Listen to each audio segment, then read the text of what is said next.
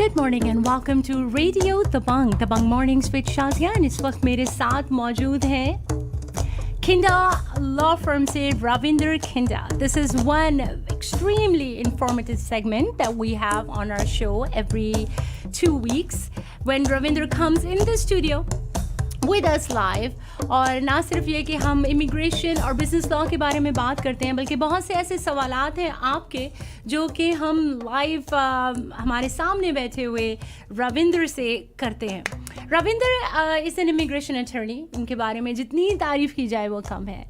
बहुत ही छोटे से अरसे में हमारी कम्युनिटी में रविंदर ने बहुत नाम कमाया है. उसका रीज़न्स इनकी ना सिर्फ ये कि he is very intelligent, smart and really credible and what he does. इसके साथ साथ ये कि एक अटर्नी की लाइकेबिलिटी फैक्टर भी उतनी ही इम्पॉर्टेंट होती है जितने उनकी सक्सेस रेट या क्लाइंट्स के साथ उनका रिलेशनशिप. एंड आई थिंक ना सिर्फ ये कि रविंदर से बात करके हम इतने कंफर्टेबल होते हैं कि we can discuss our petitions, our case, our problems with him. We also know for sure that there he will find us a solution or will tell us what is the best option for us available there. Immigration laws जो है वो उनकी सबसे important चीज़ ये है कि they're always changing. They're especially during uncertain political climate. Or who would know it better than us? Because we are going through certain things in our lives which we can definitely say they are uncertain. And this is why it's more important than ever to have a very, very passionate immigration attorney with us, and that is one named Ravinder Khinda. Good morning and welcome. Good morning, Shazia. How are you doing? Good. Super excited to have you on my show. Always a pleasure, sir. थोड़ी सी information आपकी Khinda law firm के बारे में दे सकें कि आप लोग रविंदर की लॉ फर्म को रीच आउट कर सकते हैं khindalaw.com उनकी वेबसाइट के थ्रू, और you can give them a call 713-999-6220. They're always there.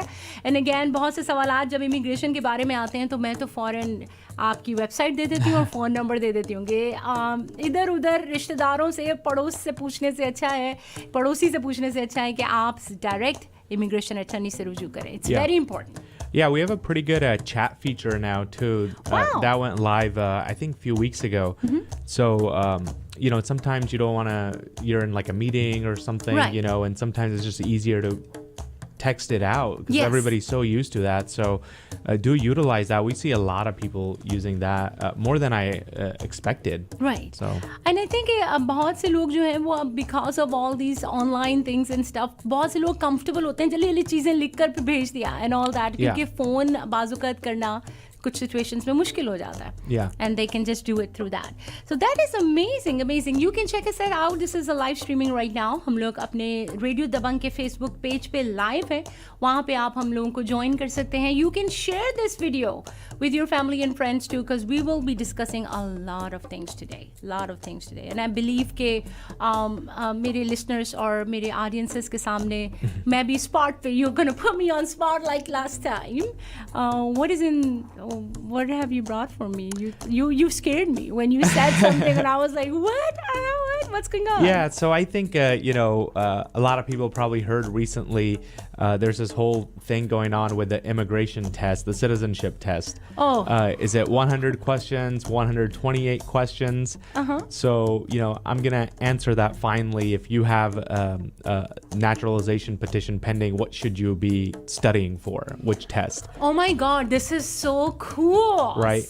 Because बहुत से लोग ये कहते हैं हमें तो पता ही नहीं है, इतने दिनों से हम स्कूल नहीं गए, कॉलेज अब कब कहाँ पढ़ा जाएगा. But I think also, the interesting thing is there's two kind of tests going on right now. The 128 question test, which is the Trump administration test, and then now the 100 question test, which was used to be before the Trump administration changed it. So what we're going to do is we're going to quiz you a little bit and try to explain the differences between some of those questions. Oh my God. So I'm the guinea pig. मेरे पे सारा ये तजुर्बा हो रहा है. Perfect. So before we go to more serious questions like जो कि immigration से या business law से related है, इस वक्त मेरा citizenship test होने जा रहा है. Oh my God. Yeah. What if I don't pass? Didn't you already pass? Did you do Yes, this? I am a citizen. Long time. मुझे तो You remember याद any of maybe this? like I don't know. That's the whole point. What if वो ले तो नहीं लेंगे वापस citizenship? They will not take it back, it's- right? if they try to come for you, call me. और यहाँ मैं नहीं चाहती कि कल को ये हो कि ये तो हमारे पास proof भी है. She failed. It's right there, Yeah. live. Okay, so let's do it first. Go ahead. I'm ready. I don't know. Let's do it. So, Okay. you know, just again, there's two kind of tests going around, Okay. and some of the questions are very similar, but the answers are different. Okay. And it's very slight nuance on what the difference is, Oh, right? wow. Oh, wow. So, the first question I have for you is, who does a U.S. Senator represent? The Senate? The constituents? Who does a U.S. Senator represent? Wow. Who votes for Senate? Oh, Senator, right? U.S. Senator. U.S. Senator we cannot vote for. That is because we vote for congressmen. No, we vote for both. For both? Yes. Oops. Oops. Failed. So you vote for Really? Yeah, like Ted Cruz, you know, Ted Cruz Yes. is, yeah. I don't want to say the Ted Cruz Cancun. Cabo Cruz. Was it Cabo? Or Cabo. Cancun, Cabo Cruz, yeah. I saw that in Mars the rover they released some photos and Ted was there because he flew there. Okay, cool. So we can do that. Oh, Yeah, awesome. so who does Ted Cruz represent? He's the senator. Yeah, he's a senator, so he represents, you know, Texas. The constituents of Texas. Yeah, Texas. So here's the little sting in that question. The Trump era test says that the correct answer there is citizens of their states. That U.S. senators represent citizens of their state. Yes. The prior exam, the 100 question says they represent residents of the state. Oh, now this is two different things. It's two different things because the term citizen, there's no such thing as citizen of a state. You're only a citizen of the U.S. The U.S., yeah. So what the Trump era exam is trying to imply, or the answer is trying to imply, that U.S. senators should only represent citizens of the U.S. Oh, wow. So if you are not a citizen, you cannot vote. Well, you can't vote if you're a at citizen, all. but what about? Oh, okay. This you talk. Okay. I'm gonna stay quiet. voting and representation are two different things. Just because you're eligible to vote, just because you're not eligible to vote doesn't mean that person doesn't represent you, right? Yeah. So that's the nuance of that question, is that citizens of U.S. vote for senators, but they're representing everybody in the state. This is great. This is great. I love that. Next question, please make it easy. It's gonna be easier. Okay. Thank you. Okay. No, but if you say next is gonna be harder. But you know why? Because if it's easier and I fail, that it is even It's worse. gonna be harder. It is. Okay. Thank you. Okay. Oh, Who do? Help me, I people. think you already answered this one. Okay. Who do members of the House of Representatives represent? what do you mean? House of Representative represents Congressman. the congressman. Yeah, they go to the House of. They represent The House. Us. us. Right. Yeah. Right. Yeah. Right. So I'm so. again, Yeah, me. They represent me. again, on the 128 question exam, the correct answer is citizens in their congressional district. Yes. The correct answer on the 100 exam Is is residents of the congressional district. Okay. So there's kind of a tension here, you know. One exam thinks that you have to be a citizen to be represented in Congress and the Senate, and the other exam thinks, you know, it's everybody.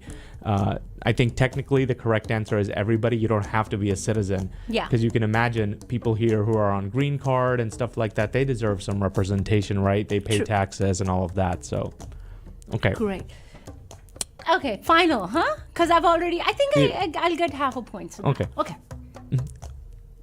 We'll leave this one more. Oh. I don't know if I'll get the citizenship or not. Not anymore, I guess. But anyways. There's hope. I'll tell you how to fix it. Okay. What is the supreme law of the land? The supreme law of the land? Yes. Please help me. The supreme law of the land is the Constitution, Yes, right? the Constitution. You Yeah. know, people can see you. It's okay. But yeah. I need to go back to 5th grade. That's what I Yes, need. yes. The Constitution of the state of the country. Right? Yes. So this question's not present. It's present on the 100 exam in a different format than it is present on the 128 exam. Okay. And the distinction there is in that yes, everybody recognizes that the Constitution is the supreme law of the land, but what the supreme law of the land also has to take into consideration is laws of the United States and all the treaties made. Yes. So that's, if you gave the answer U.S. Constitution, that is not correct. that would be correct on both exams. But if you talked about laws of the United States and treaties made on the 128 exam, that's not correct. On the 100 exam, it's correct. So why am I talking about 100 exam, 120 exam, whatever? It's because if you applied for your citizenship before December 1st, 2020, Okay. or after March 1st, 2021, you study for the 100 exam test. Okay. Simple. That was an easy one. That was an easy one. Yeah. Here's where it's complicated. If you applied between December 1st, 2020 and March 1st, 2021, in between that time period, you pick one or the other. So you have a choice. You have a choice. But you go into the exam and you say, hey, I want the 128 exam, and now you're giving answers for the 100 exam. No, wrong. Oh my God. So do they have a different booklet to learn the answers? Yes. Book. The USCIS website provides those questions, the 128 exam questions and the 100 exam questions. So be sure which one. If you have the option to pick, study one and just that one. I would just pick it to study. Apparently, I need to go back to everything and learn.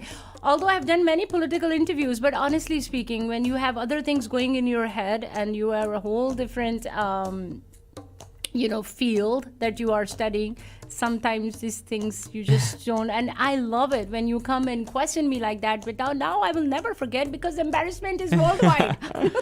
No, it's because like when we talk like this kind of, and these questions are like formal, right? Like the words have the exact meaning. You can't really fudge them. Exactly. So, you cannot just do that. And I love that. So that's what we learned. But also we learned the difference between the 100 question and 128 one. Yeah, we learned that there is a difference, and you need to figure out which one you need to study for and study for that one. Exactly. So don't just go to it also goes back to those times जब आपको date sheet मिल जाया करती थी that the certain exam is going to be, और आप dates mix करके कुछ और subject की तैयारी करके आते थे और सारे friends कहते थे but no, आज तो ये वाला exam है, अरे हो ही नहीं सकता.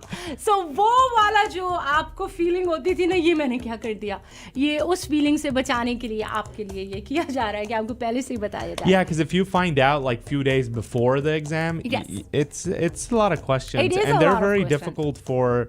It's very difficult for people like us, who are like really great conversational speakers in English, but it's even more difficult for people who, are a little bit still learning English, right? Very, very true. I remember when I took my citizenship exam, of course I passed it right away, but the whole point was मुझे बहुत शौक है पढ़ने का, so I just learned it and all that. लेकिन imagine if your elderly parents want to get the citizenship, sometimes ये भी तो एक मिलता है ना कि आपको, do they give you any kind of a waiver? I think for mentally, if you are not able to store information or retrieve information, there is some criteria. Yeah, so there's there's three things going on here. One is there's a English exam. Okay. And one is a civics exam. Okay. I believe if you're older than 75, you qualify for a waiver from the English exam. Okay. If you've been living here for 20 years. Okay. And if you're 80, you qualify and you've been living here for 20 years, you qualify for a waiver for the civics exam as well. Now, what you mentioned, like a disability, a mental disability, that's a whole different type of thing that you have to declare. and it will probably require some type of evidence and Yes. stuff like that, right? Yes. So, So it's very rare that you will get the exemption from civic.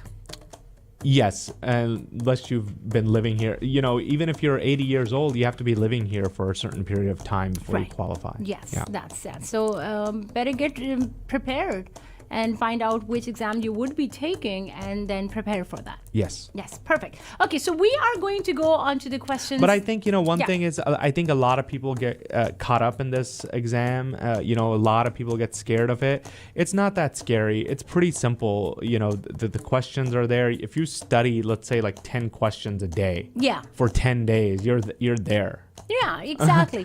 मुझे तो spot पे डाल दिया था ना, तो Yeah. it becomes scary because अगर मुझे कुछ आता भी था तो मैं अपने आप को डाउट करी थी because Ravinder was looking at me. I was like, Ravinder, am I saying something wrong? And I was trying to just get right by his expressions. But yes, if you can get it, you got enough time to prepare for it, and it's doable. It's very easy Yeah. at times when you learn. And if you know it, then everything is good. All right, so you ready for some questions that I received? I also received few questions on my WhatsApp line as well. We'll talk about that too. Yeah. But one thing that I know that we covered in Biden bill briefly last time was that there is a lot in there. You kind of went through few points and stuff, but is there anything specific that you would like to focus on today from that bill? Yeah, I think 2 points kind of, one, I'll talk a little bit about, so like you mentioned, there's a lot Yes. in there. It's not possible to talk about every single piece of information in there. Taken together, I think it's more than like 80 different changes that would come to immigration law, but each of those changes would have a profound impact. Right. So with that, I'm just going to talk about one that is kind of really popular amongst our community, and that is the 8th year pathway to citizenship. Okay. There is a proposal in the bill that says that if you've been, as of January 1st, 2021, you've been in this country, you can apply for temporary status. Okay. If you don't have any status as of January 1st, 2021, you can apply for temporary status, and that temporary status will last for 5 years. Okay. If you're granted. And for you to be granted that, you have to pass a background check, you have to pay taxes, and you have to, comply with some other civic requirements. Now, what will that 5-year period allow you to do? It will give you temporary status and give you kind of an employment authorization, so you can legally start working. Okay. You maintain that for 5 years, you get your green card. Okay. You get your green card, which will last for 3 years. And then after that 3 years, you can apply for citizenship. So that is the 8-year pathway to citizenship. Okay. Who does it not include as it stands right now is that if you, as I mentioned, January 1st, 2021 is an important date. Right. That's the date in the bill right now. So if you came today or you lost your status today, you do not qualify because it's March 1st, Wow. 2021. So Wow. it's anybody who was here January 1st, 2021 or prior to that. Few things that we still don't know about this particular provision. There is this concept in immigration law that people who came to the U.S. without inspection Okay. are not generally not eligible for adjustment of status. They're not eligible to convert it to a green card. And by inspection, you mean? So that's a term of art almost. Inspection, when we think of it, it means, you presented yourself to Border Patrol. Or there's also another form of inspection is, people who cross the border illegally, they can be deemed inspected by certain paroles or waivers. But that's very hard to get and not always available in every situation. So it's unclear whether if you came to the U.S. and you were not inspected, whether you qualify for this. Okay. So that's going to be one thing that we don't know yet. The second thing we don't know is the background check. How stringent is the criminal background check going to be? Because there's sometimes even a misdemeanor disqualifies you from immigration benefits, and other times it's like a felony, right? So that's the other thing we do not know yet. And the last thing we do not know, and I think this is the most important thing, is how likely is this to pass? Because there is major opposition to all of this. You know, Democrats can't do this all by themselves as much as Biden would like. They need still 10 Republican votes just to move it past House of Representatives. So that's the proposal. It's there. Whether it will pass, we're not sure yet. And there are some things that we still don't know about it, but we're watching that. All right.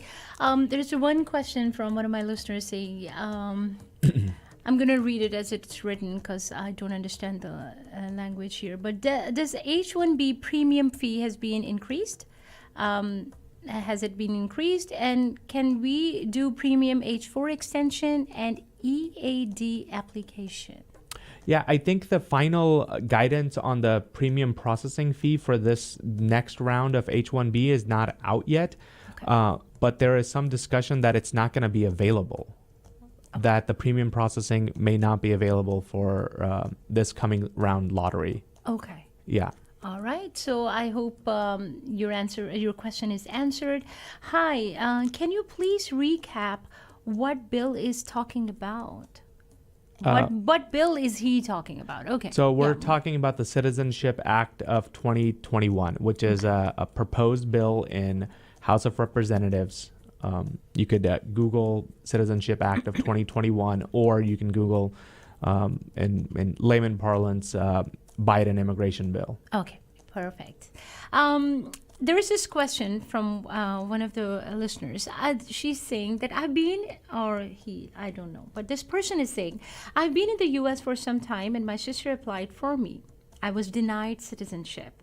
In the decision letter, they stated that I was denied because I had been previously deported under another name.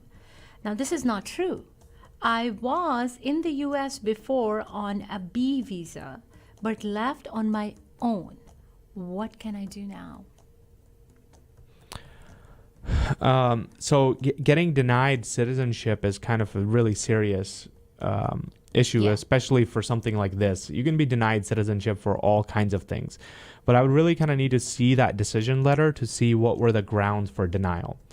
There's a few things happening here in that I think the guy said that the person deported under another name. Deported under another name. Yeah. One thing is that when people have this serious of an issue, I really do need to know all of the facts. Sometimes he says he was here on a B visa, left voluntarily, but I'm wondering if he was here on a B visa and overstayed and, was ordered removed by a judge and didn't leave, and then that counted as his, what he's saying is deported. And maybe he gave them a different name at that time, thinking it wasn't going to link him to his original name or something like that. Right. That does happen.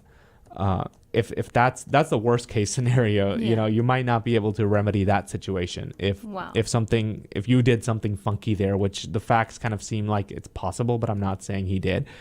But if this is totally a mistaken identity, then you need to, there might be still time for you to appeal that decision and present evidence of your identity.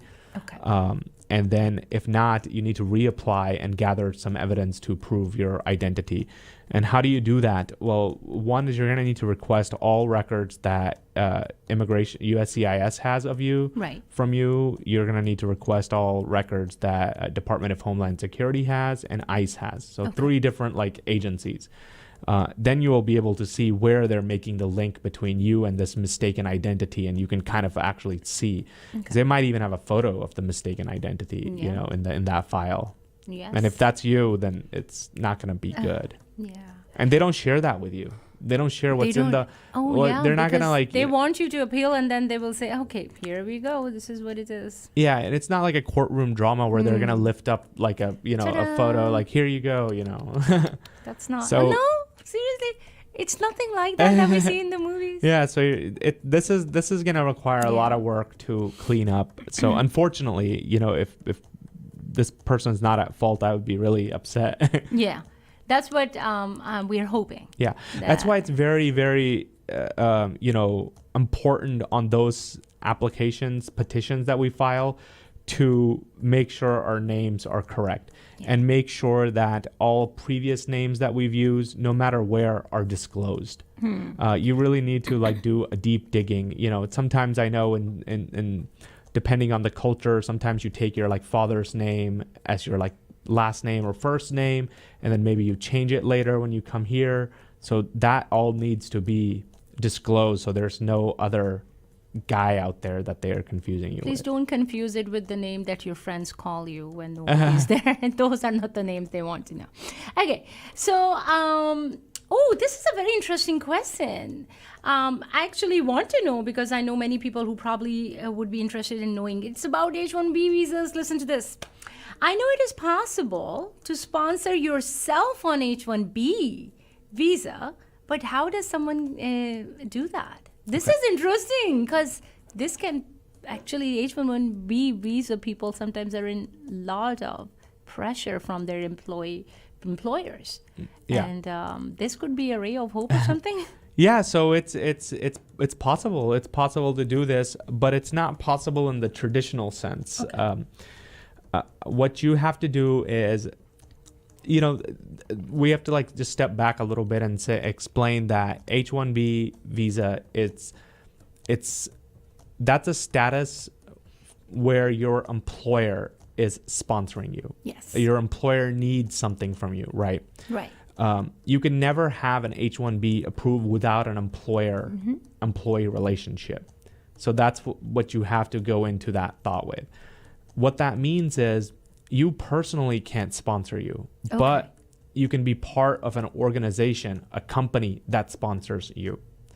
So traditionally, let's think of it this way, like, you Shazia, or no, let's use somebody else. Mr. Patel is a civil engineer or something, right? And he wants to set up his own company. Right. So he can set up his own company, right? The next step is to bring in some other people with him. He generally can't set up that company by himself because then it's hard to be deemed an employee of your company. You need to have some other people involved to be deemed an employee of your company. And what those things look like is some other people have some say in your company. Some other people have some say to terminate you, distribute profits, determine your wage, things like that. Yes. But that doesn't mean you can't be the majority holder of that company. There's nothing that says you can't be like 90% owner of that company. Right. This is kind of like a mix between my two, concentrations is business law and immigration law. There's a lot of business law things that involved in this to set it up properly. Yeah. And then there's, of course, the immigration aspect of it. So those are kind of the basic requirements. You do need to have kind of a genuine business purpose. Whatever your education is needs to be related to that genuine business purpose. And third, it's advisable to have some other people involved in it. So it's possible. It is possible, but there is very intricate details involved. Yeah, so but you can't sure. you can't say, hey, I'm a mathematician and I want to go open a web design company. I want to go be employed as a web designer or radio host. No, it doesn't work like that. You need You're to work stuck. in your field. You're stuck now. Perfect. I'm on a B visa right now, and my I-94 expires soon. Is there any option to extend my stay? Yes. The simplest way to do it is just to file an extension of your B visa. You can get another 6-month extension. Okay, that is good. Okay, this question is, I am an F1 student and I applied for OPT, but it was rejected. We only have 60 days after completing the degree. The rejection also said, I need to leave the country. Can I do anything to appeal? This is kind of timely that this person asked this, because this has been happening a lot recently with a lot of petitions, or a lot of things are just getting rejected. And it's happening because there's a lot of new staff at USCIS. You know, how you have to think about it is the immigration service is kind of like an assembly line. Right. Something goes in first, it gets inspected, like an application, a petition or whatever, it gets inspected. And these people are going down a checklist, making sure all of these like 10 things are there. And if you're new, you can imagine sometimes they miss some things. Yes. Like, for example, they might, one of the things that most gets things rejected for is missing an application fee. And, you know, sometimes there's an application fee of, let's say, like, I'm just going to use a random number, $100. And sometimes there's a different application fee if the person's 79 or older. It's going to be like $90. So if somebody writes a $90 application fee and doesn't declare that on their, cover letter or anything, this is why I'm tendering $90 instead of $100, a new person might just reject that. Yeah. Now, if it's like time sensitive, you need to really be worried about that, right? The other reasons why sometimes things get rejected is they're supposed to look at the packet for signatures. You know, there's like a lot of signatures. Yes. And occasionally I've seen this where applicants forget to sign somewhere, or two, it gets rejected because the person examining it thought they needed to sign somewhere, but it wasn't something that they needed to sign at that time. It's something they sign either at an interview or a later time. And they signed, yeah. And they get rejected. So I think the good news is USCIS has rejected this, realized that this has been a big issue, especially recently. And they've extended the filing deadlines for some of the petitions and applications, and the OPT thing comes into this. Okay. So if you filed your OPT over the last, like 3 months, you're likely eligible to just resubmit it without violating anything. Okay. This is the question that my employer is going to sponsor me on H-1B. I know the lottery is opening pretty soon. I think it's in April or something. March or April? March. Okay. Is there anything I should know to better prepare myself? And what are my options if I do not get selected? Well, let's cover like what happens if you don't get selected. You have a few options. One is if you still have some, free time like OPT or something, is to use that. Second is to reapply next year, hopefully. And the third is to continue another degree. Okay. Absent that, you're kind of pressed for luck. You'd probably be needing to leave the country if those three things don't work out in your favor. Or maybe you sponsor yourself on H-1B. I know that's an option that we covered today, and could be a good thing. So what are the three things that I think you can do kind of just to like prepare, right? Right. I would say make sure your registration is properly filed. Okay. Right. That means correctly filed under either the master's cap or the bachelor's cap. If you get that wrong, that's gonna cause some issues with you. Right. The other thing that you can do is avoid submitting multiple registrations with your employer. Like sometimes employers submit multiple registrations. Don't do that. That's not good. That looks bad. Even if one of them gets approved, they find out that you have two. That doesn't look good. And the third is you kind of need to be prepared for kind of the longer game, because getting selected in that lottery is just the first process. Now you got to file the petition. There's going to be RFEs, especially for H-1B. RFEs are really, really on the rise now. It's, I think I would say I'd see half of them get RFEs, no matter how good of a job you do. It's just how it is. It's a very scrutinized process now. Yeah. So be prepared for that. Oh, that is like, it's very nerve-wracking. Yeah, I think RFEs are very nerve-wracking because, especially they're using all this like language that you don't understand. And it's sometimes it's for really silly reasons. RFEs can be really frustrating, but you need to really respond to those. I've seen people kind of, not take them as seriously as they should. And then next thing that happens is the petition gets denied.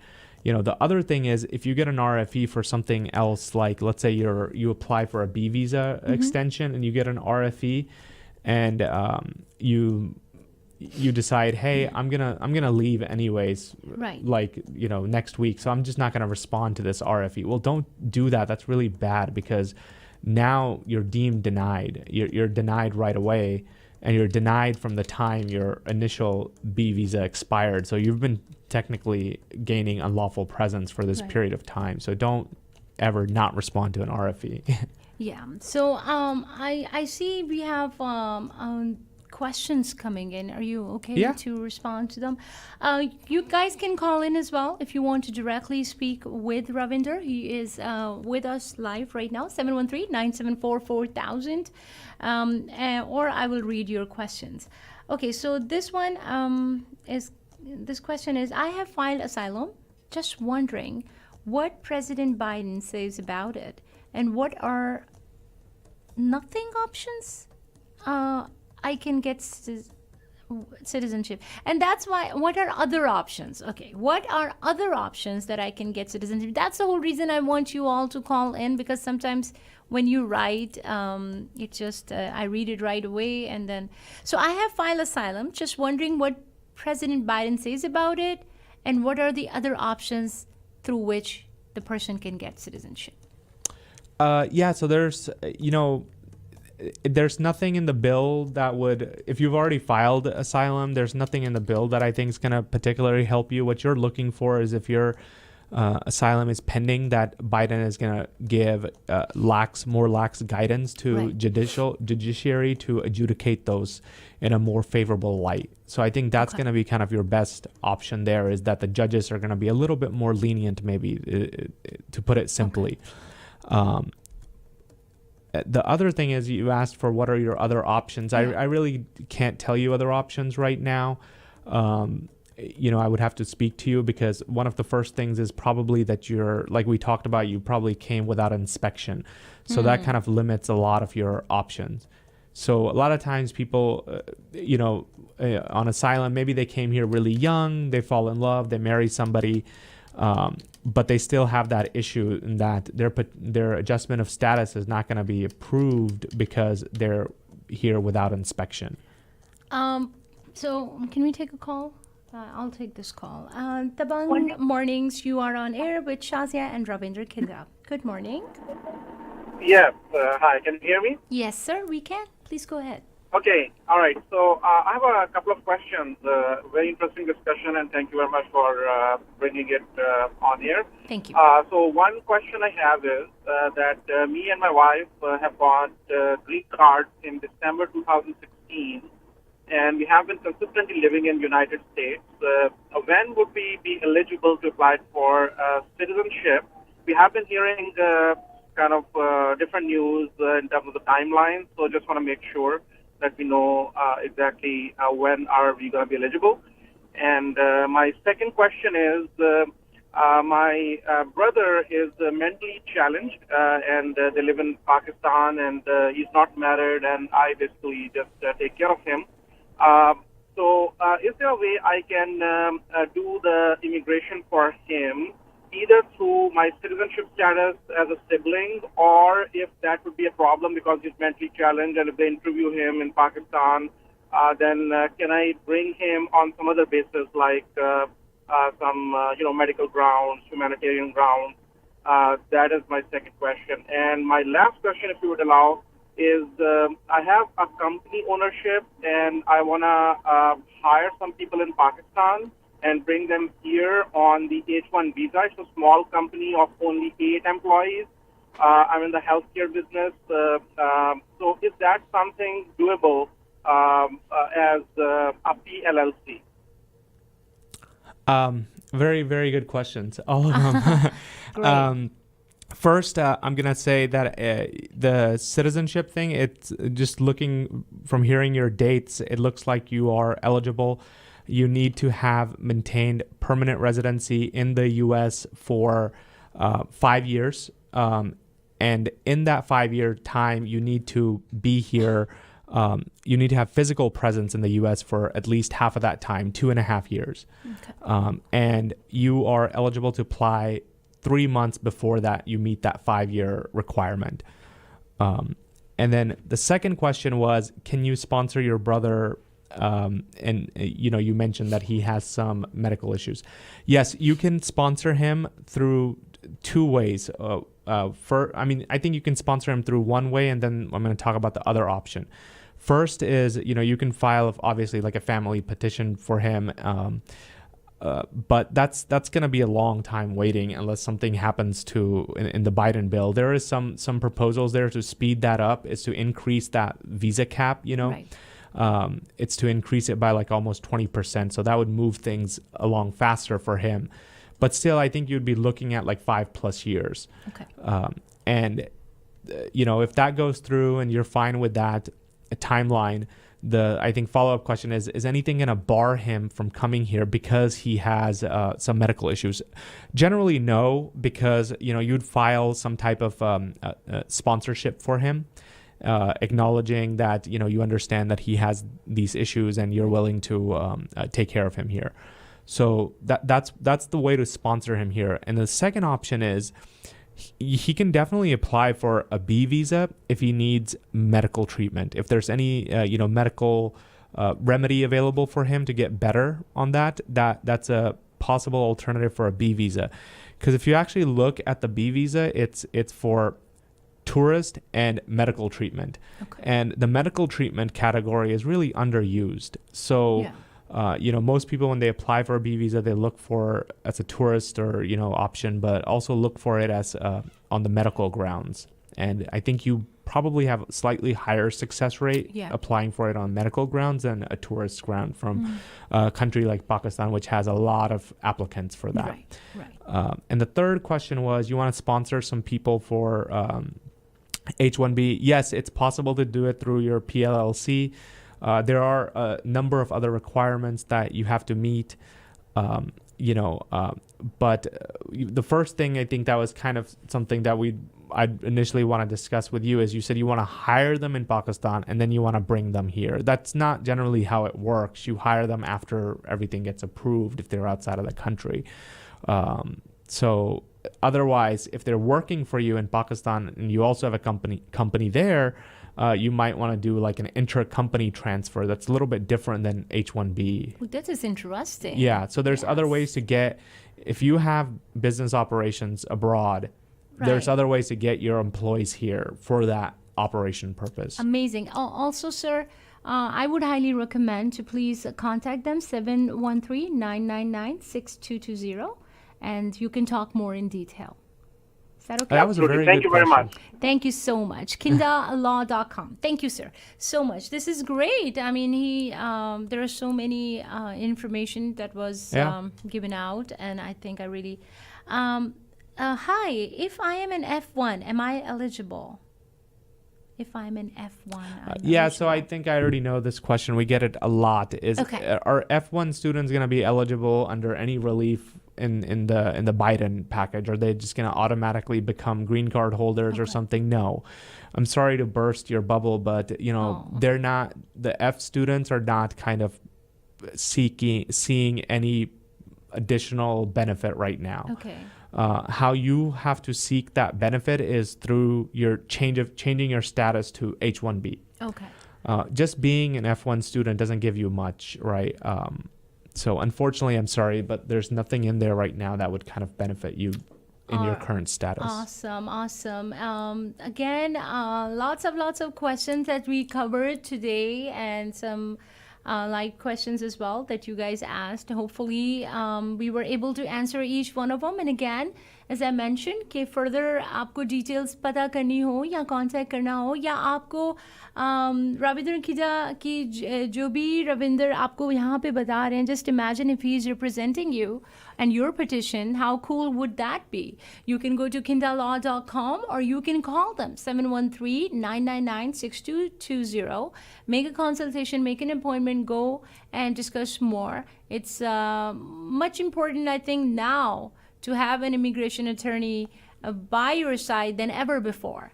Because as you mentioned, छोटी-छोटी सी चीज़ों में rejections आ रही हैं and it's very stressful. Yeah. Especially आप already इतनी सारी चीज़ों से गुजर रहे हैं and again अगर timely manner की चीज़ है और reject हो गई, then you know what, it's so ऐसा होता है कि जिस तरह आपने अभी mention किया कि अगर आपने fees जो आपने की है वो आपने discuss नहीं की कि that's why I'm sending this much amount rather than this much, तो जब आप file करते हैं when they file through Khinda Law firm, तो आप लोग इन सब चीज़ों की take care करते हैं कि भाई this is what it is, this is because you know the in and out of all these things. Yeah, no, I think it'd be, you know, I'll share with you, you know, after you, Shazia, not for everybody, but like I can show you some of our like work product and you can see how we do it, of course, with client approval, you know. Wow. You can see how we do it, how much, you know, care we put into it, how detailed we are. And, you know, sometimes I think we annoy our clients with the amount of details. They get frustrated with, why are you asking for this? Why, you know, or, you know, why not before? Because, you know, two things. Why are we asking for all of this? Because I think I don't try to ask for anything that I don't think is going to benefit the petition. Right. I try to ask for as much information that I think is going to get us like 90% there. Right. Because that last 10% is generally like insurmountable. But, you know, sometimes also the other question is, well, why didn't you just ask this first? Because sometimes it's not possible to determine that we need like an alternative source of evidence or something like that, you know. And the final thing that we do is there's a lot of these like weird laws that that come into play. And if we identify something that benefits us and we know is going to be a question, we send them the law and an explanation of the law. Because at the end of the day, the people who are reviewing this petition, they're not attorneys. They're these people that have been instructed to look at it this way. Right. Sometimes they need a little help, and we help them along. Like you put me there. I'm not gonna understand anything. All I'm gonna do is check, nah, reject. Yeah, because I have no knowledge of this, and again, the language, the terminologies that are used is. So for me, it's just. Exactly the same example, same thing. They are just looking, and sometimes इतनी डरने की बात भी नहीं होती जितनी हम घबरा जाते हैं. But as a human nature, we always think the worst happening to us, और यही हो रहा होगा इस वक्त. But again, I would say कि the one piece of mind that we can show you. You can scroll through this one and see kind of. Yeah. You know, like how we do it, how things are labeled, and. Oh wow. You know, I can actually, again, as Ravinder said, that he cannot show it to everyone, but I can see that, and it's pretty, that one I have approval to pretty share. detailed, because what I see is कि जो भी चीज़ें साथ attach करनी है, you are attaching it with that, you are showing this and the photos and all, even the photo of the check. Yeah, you have and to everything. do like little silly things, like, you know, you have to know where to do that. Intentionally left blank. You are even telling it that way. ये वही वाली बात होगी जब मुझे अभी खाना वगैरह बनाना नहीं आता था, तो मैंने अपनी अम्मी से कहा कि मैं रेसिपी बुक बनाऊंगी, आप मुझे बना के देंगी. उन्होंने कहा हाँ. मैंने कहा ये भी बताइएगा कितनी बार मुझे चमचा हिलाना है पॉट के अंदर, हांडी के अंदर. Then she told me, आप 3 दफ़ा हिलाओ चमचा इसके अंदर, स्टर करो 3 दफ़ा. Seriously, ये बिल्कुल वही है, because that's how I learned. Tell me from the step by step everything. Intentionally left blank. I like that. That's how detailed it is. Again, you know, like one thing is, I'll share with you. Sometimes this is for everybody at home. If you know, apply for your family members, you know, you're sponsoring them. A lot of the times you can't get their like birth certificate, and you might go like crazy trying to find their birth certificate. But you know, there's some guidance out there that says, this is recent, that hey, if the State Department says that there's no birth certificate available for this country, then you don't need to submit it.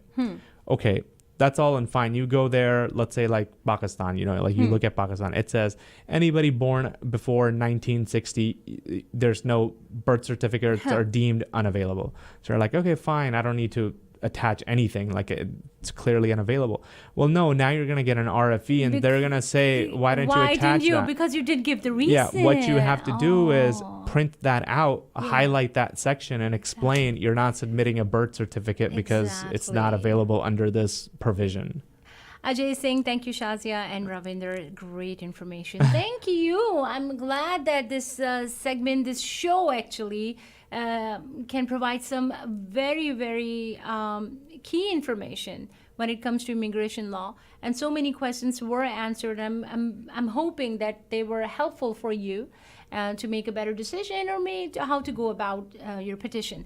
And again, if you need any further information, help in filing the petition, or if you receive the rejection and you're really over concerned and you're like, I don't know, I don't want to do it no more. I want Ravinder to take care of this because I cannot afford another rejection or something. And again, if it's something which is very time sensitive, I would highly recommend you to please contact the law firm of Ravinder Khinda Law Firm, and the number is 713-999-6220. That is 713-999-6220. Ravinder, thank you so much. Thank you, Shazia. It was great. I may have failed my citizenship test, but just to feel better, I am already a citizen. So please don't come after me. I have everything legal, so don't worry about it. But I'm still thinking about Supreme Law, and I was like, is it the wife? I was about to say, is it wife? Is it mom? No, that's what my wife would say. That's the right answer, wife. That's what my mind was like. Started just blanking me out. I'm like, is it your wife? Supreme Law. But that's how it is. Thank you so much. Always a pleasure, and look forward to having you next time as well. Definitely. Thank you. You have a good one, sir. Thank you.